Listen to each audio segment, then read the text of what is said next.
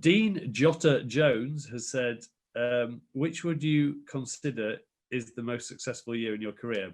But I think that's pretty self-explanatory. But talk about not necessarily. 1987 was a massive year for me. I just got diagnosed with ankylosing spondylitis 1986, end of 1986, and then you get the doctor saying, well, you might be all right for 10 years, but you might be in a wheelchair soon, and that frightened the crap out of me a little bit, and started taking some anti-inflammatory and tablets, and it helped me back tremendously, and I won 8 tournaments that year, so I think that was a stepping stone to winning in 1991, really.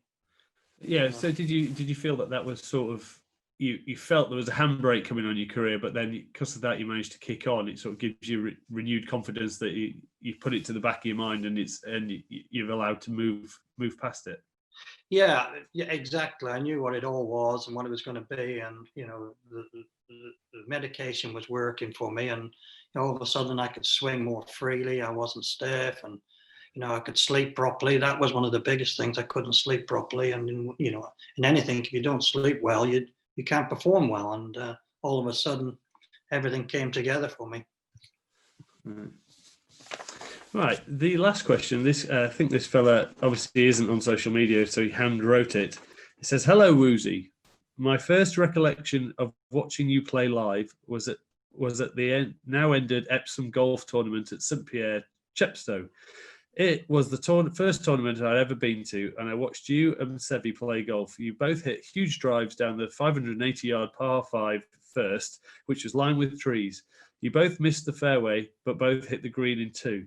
Just mind-boggling and amazing to watch. Augusta, also being tree-lined, do you attack the course in the same way you did at St Pierre, or do you exercise more caution? Does Augusta favour the brave?" That is from Phil Jenkins, member of Southern Down Golf Club, Ogmar by the Sea. Yep, Phil.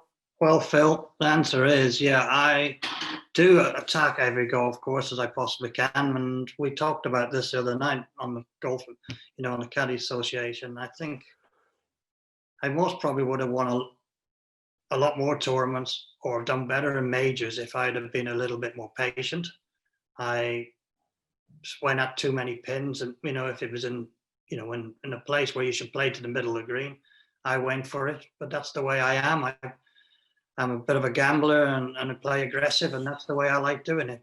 I wouldn't have, at Augusta, I think there's time for going for the pins, and there's time for playing safe, and I think so. To see the people like Jack Nicklaus, and you see especially Nick Faldo, they're very well disciplined and doing the right thing at the right time. And, that's what you are. You either, for me, I'm a natural.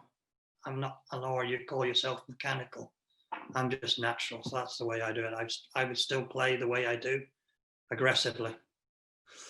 Talking about Nick Faldo, obviously was your partner in a lot of Ryder Cup pairs matches. How important is the understanding of, that's probably where the real team comes together. How well did you get on, and how well did you have to understand each other's game to form that sort of dominant partnership?